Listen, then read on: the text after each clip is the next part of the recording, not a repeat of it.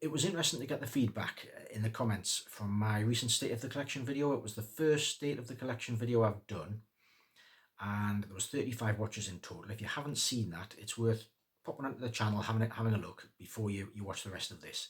Or grab the last video while you can, because I think YouTube have pulled it. Somebody must have complained. It was a very accurate description of the my experience with the current luxury watch market and prices. Have a look. Somebody didn't like it, but it's on my channel if you go and have a quick good.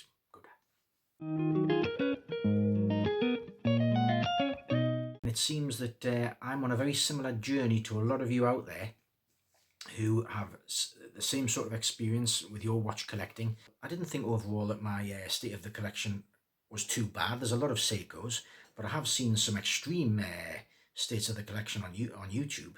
Makes me feel a lot better. There was one, it's amazing how many people have a dozen or so Casio G-Shocks. Well, there's only so many of those you can wear. I think if I get a Casio G-Shock, that'll be the Casio G-Shock in the collection. I saw one collector who literally had a drawer for each different dial colour. Well, I'm not quite sure about that. I have quite a lot of watches, but I do think there's some variety in there. I am finding that this channel is becoming a bit of a community. I've got a few subscribers that seem to chime exactly with my way of thinking. In fact, they could even have exactly the same collections, some of the comments that I receive. The main takeaways were far too many Seikos. I know that. It'll be tough trimming those because I like them all.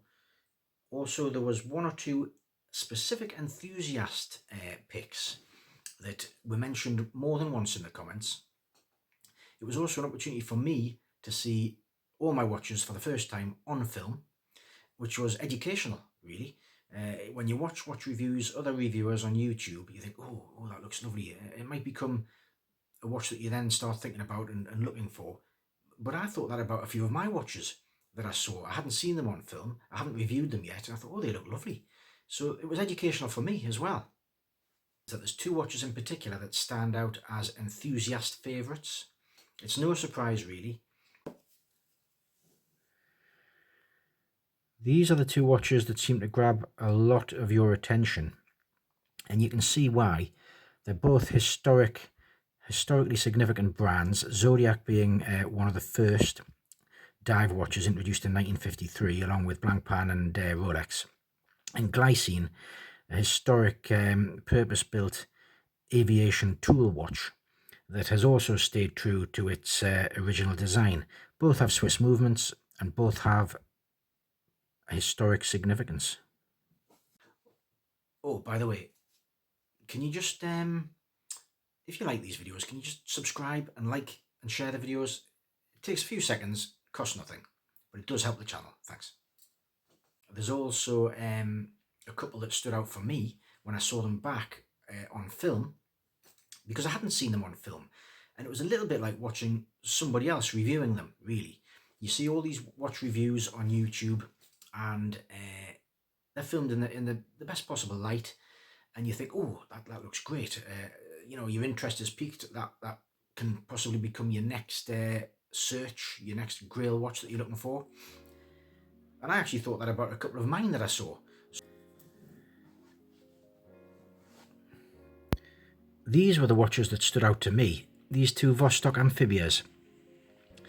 They look so good under this light that if I'd been watching these on someone else's review, I would have wanted to rush out and buy them. And you don't realise sometimes what you've got until you see it on the screen. And look how good it looks on wrist. I'm not surprised I've had it on all week. So my big plan for the collection this year is to consolidate. I've already earmarked a few watches that I don't particularly wear very often that will be getting sold, and they're going to make way for a large purchase. I'm looking in particular at the minute at the Omega Seamaster 300 Heritage 75th anniversary that came out last year, the blue.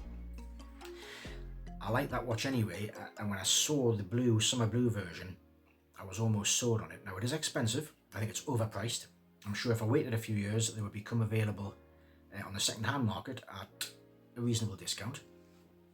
And also, as I'm saving towards this goal, there's a lot of other watches around the £1,000-2,000 mark that I can think of immediately that I'm also very interested in. And for the price of that one Omega, there could be 2 or 3 of those. So they may come, they may go, plans may change, but just keep watching. Please subscribe, and we'll continue on this journey together.